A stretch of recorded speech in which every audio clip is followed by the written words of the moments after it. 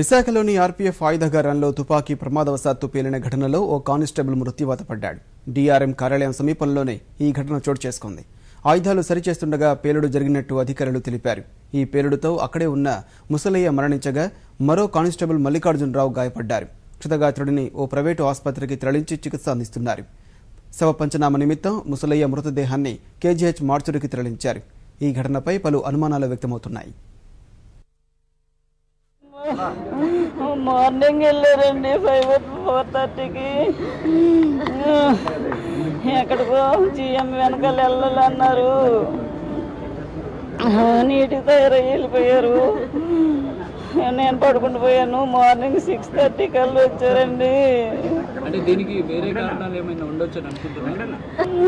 నాకేం తెలుసు లేదండి.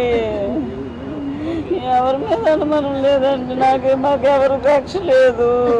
బాబాయ్ చాలా మంచివాడు. అతనికి ఎక్కడ కక్షలు ఏం లేవు. తను ఎప్పుడు మంచిగానే మాట్లాడతారు, మంచిగానే అభిమానిస్తారు. అతనికి ఎప్పుడు చెడు అభిప్రాయాలు లేవు. అతనికి ఎటువంటి కక్షలు లేవు.